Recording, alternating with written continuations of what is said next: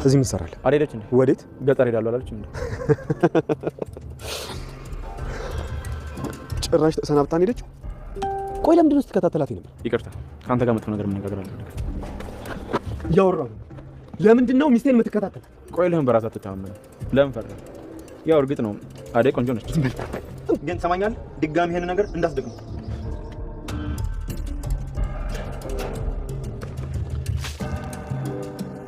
ወይኔ ጉዴ! ደግሞ አንቺ ማን ነሽ? ወይኔ በጣም ይቅርታ። ቆይ ምን አይነት ቀን ነው? ምንድነው ዛሬ እያጋጠመኛል? ወይኔ በማሚ ሞት። እትዬ ወይ ሮሚ፣ ፍቅር መኝታ ቤት ውስጥ ሰው አለ። ማ? የቤዛ ወንድ። የምርሽ ነው? ፍቅር እናቴ በጣም ናፍቀሽ ነበር እኮ። እኔስ ብትይ እንዴት እንደናፈቅሽ ልጅ። በዚህ ላይ ደግሞ ከተያየን እኮ ስንት ጊዜ ሆነን ብለሽ ነው። ለአንቺ የምመኝልሽን ህይወት ሳላኖርሽ ወደዚህ መምጣት አልፈለግኩም ነበር። ይኸውልሽ የኔ ልጅ። ማን ነው? ይግቡ። እንደምን ዋላችሁ? እግዚአብሔር ይመስገን ነው። ሰላም ናችሁ? እንዴት ናችሁ? እግዚአብሔር ይመስገን። እንዴት ነህ? እንዴት ነሽ አደይ ልጅ? እንዴት ነሽ? ይመስገን ደህና ነኝ። እንኳን ለቄሽ በሰላም ብቃሽ። አመሰግናለሁ። ቆይ ምን ፈልገህ መጣ? አባቷ ናቸው። በጣም ናፍቃኛለች። አይኗን ሊያት ብሎ። ቆይ ላይ ምን እያደረክ ነው? ምን አባ እያደረክ ነው? እናቴ የት ነች አለች? አደይ እናቷ ጋር ተገናኘች። ብርሃን የአደይን አይን ላለማየት ከቤት ወጣ ጠፋች። አለልኝም ምን ሆነሽ ነው እንዲህ የምትብሰለሰለው ብላትም ብርሃን ሚስጥሩን አውጥታ መናገር አልፈለገችም። ግን ደግሞ የአደይ መምጣት ደስተኛ አልሆነችም። የአደይን ፊት ማየት ከብዷታል። አለልኝም ከአደይ አባት ጋር ስለተጣላ ጫካ ለጫካ እየሄደ በራብ ተቃጠለ። ጫኔ ከርቀት አደይን ስትመጣ ወደ ቤት ስትገባ አይቷት ስለነበረ ለአደይ አባት ሄዶ ስለነገረው የአደይ አባትም እናቷ ሳትመክራት በፊት ወዴን ያምጣልኝ ብሏል። በዛ ላይ ፊሪዳው፣ ጠጁ፣ ጠላው፣ ሁሉም ነገር የሰርጉ ድግስ እንዲዘጋጅም ተናግሯል። ዴቭ ከዶክተሩ ጋር ተደባደበ። ዶክተሩ ለሊን ቸክ ለማድረግ ወደ ለሊ ቤት ሲመጣ መንገድ ላይ ተገናኝቶ አደይ በሰላም ደረሰች ወይ ቢለውም ለምን ጠየቅ? ስለ ሚስቴ ምን ያገባሃል? ለምንድን ነው ሚስቴን የምትከታተላት? ብሎ ዶክተሩን ደብድቦታል። ዶክተሩም አንተ በራስህ መተማመን አትችልም፣ በራስህ ብትተማመን ኖሮ ሚስትህን ታምናት ነበር። እኔ እኮ ነግሬሃለሁ፣ እኔና አደይ ከስራ ውጪ ምንም ሊያገናኘን የሚችል ነገር የለም ብሎታል። ሩታ ዶክተሩ ላይ ውሃ ደፍታበታለች። ዶክተሩም እንዴ የዛሬ ቀን ምን የተረገመ ቀን ነው እያለ ነበር። ዴብ ለክፎ በዴብ ደብድቦ ልኮት ደግሞ እዛ ሲሄድ ውሃ ተቀብሎታል። ዶክተሩን እንዳየችው ሩታ የወደደችው ትመስላለች።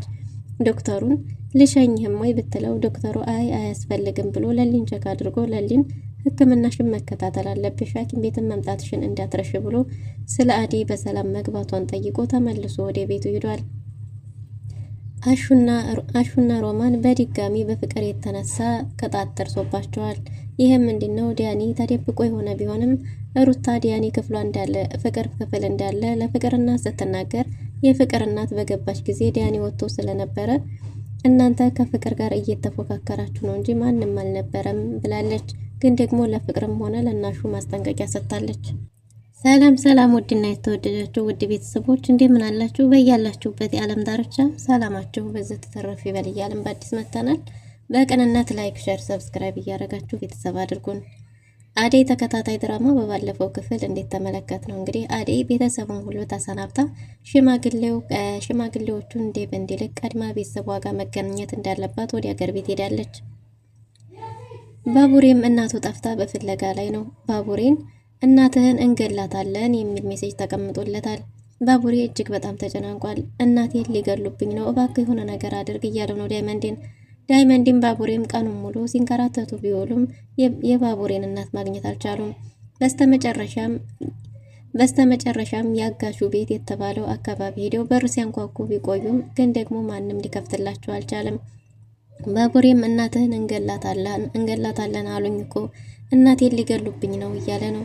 እና ምን ማድረግ ይሻላል? ወይ ደውልላቸውና ተስማማ ባለው ጊዜ አይ እኔ ደውዬ ከተስማማሁ ለሊና አሳልፌ ከሰጠዋቸውማ ሁለቱንም አጣለሁ፣ ሰውየውን አታውቀውም ጭራቅ ነው እያለ ነው።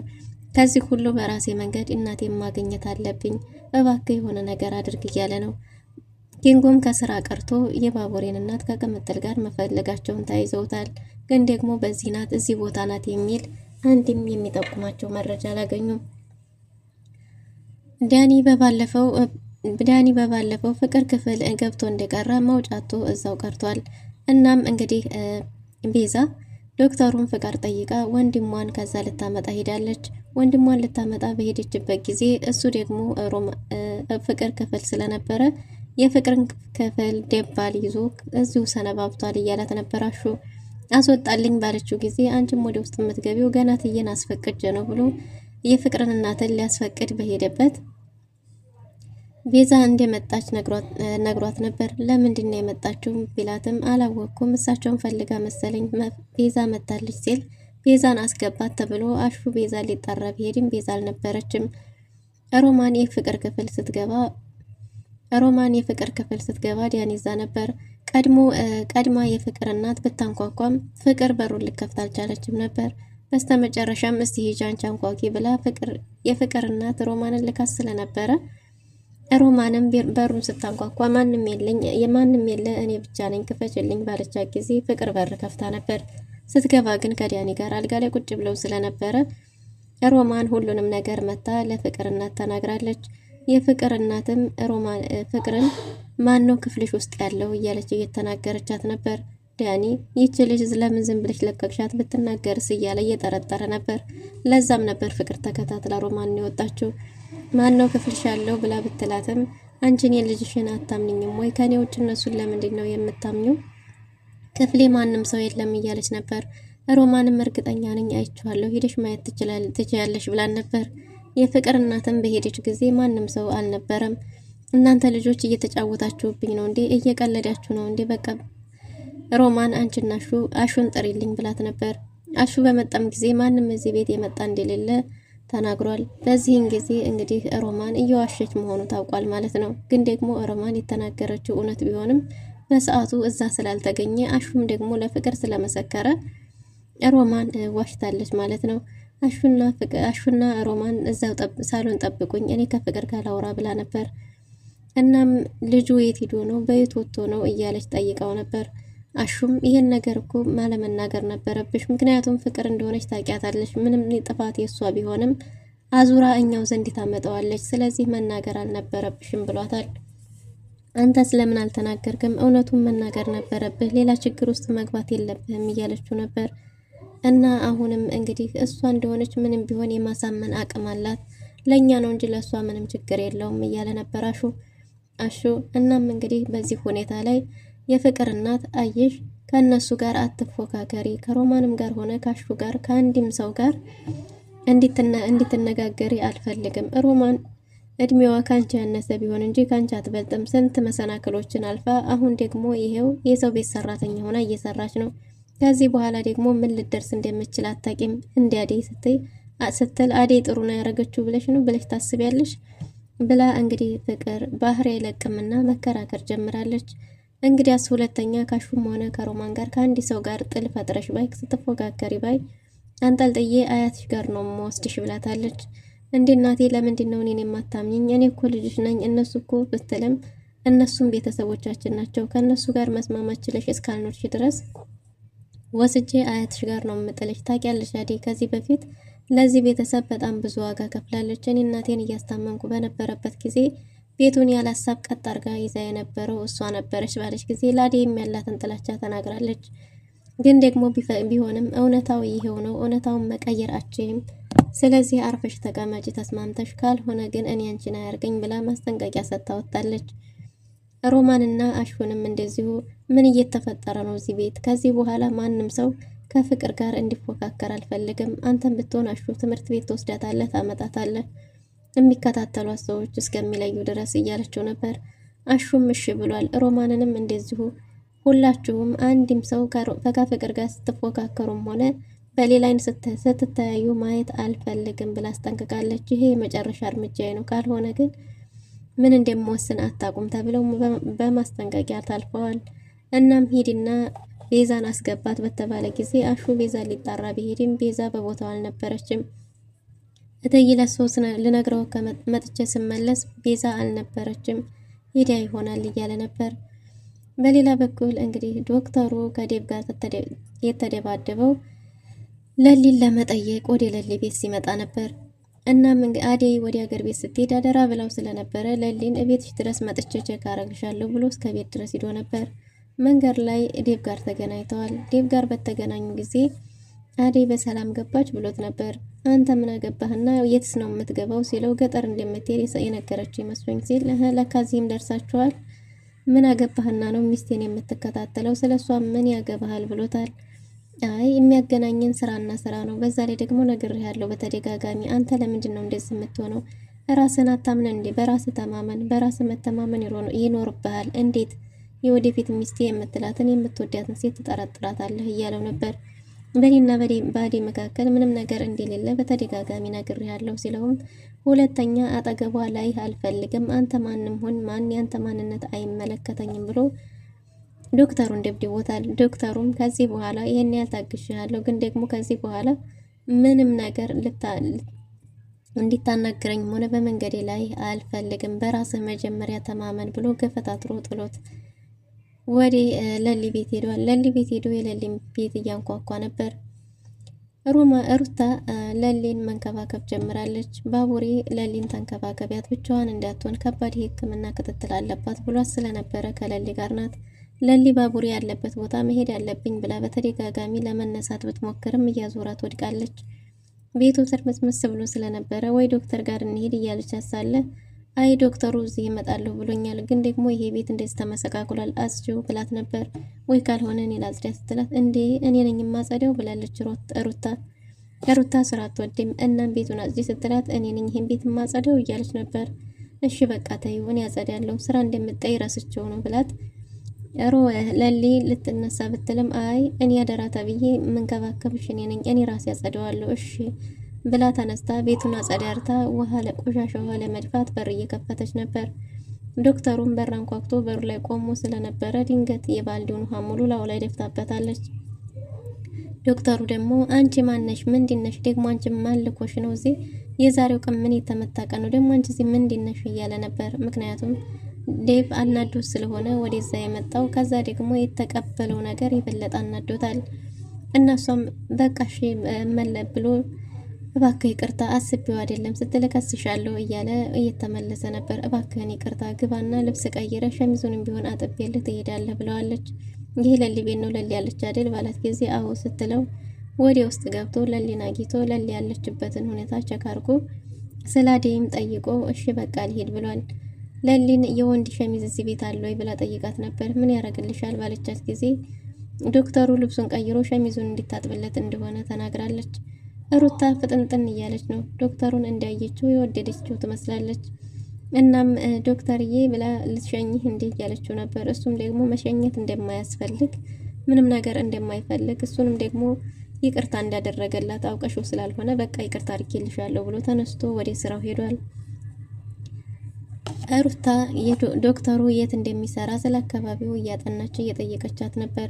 እዚሁ አካባቢ ላይኛው ታችኛው ሆስፒታልም ሁሉም ቦታ ይሰራል ብላታለች። በጣም መልካም ሰው ይመስላል ስትላት አዎ ጥሩ ዶክተር ነው ብላታለች። የግል ዶክተር አለሽ እንዴ ብላ ብታናገራትም አረበዬ በኩል መልካም ስለሆነ ሊያግዘኝ ፈልጎ ነው እያለች ነበር። እናም እንግዲህ ለሊ በቃ እንሄድና ባቡሬ ማገዝ አለብኝ፣ ከጎኑ መሆን አለብኝ፣ በእኔ ምክንያት ነው ማዘሯ የታገተችው፣ አክስቴ የት እንዳለች እንኳን አላቅም፣ እኔ መሄድ ያለብኝ እያለች ነው። ሩታም በዚህ ሁኔታ መሄዳችም ትንሽ ረፍት አርጊና አብረን እንሄዳለን ብላት ነበር ከቤት የወጣችው። ዶክተሩ ሁኔታው ግራ ገብቶታል። ስለ አደይ አለማሰብ አልችል ብሏል። ስለዚህ በጣም እየተጨናነቀ ነው። እናም እንግዲህ ቢሮ ቁጭ ብሎ ስለ አደይ እያሰበ ነበር።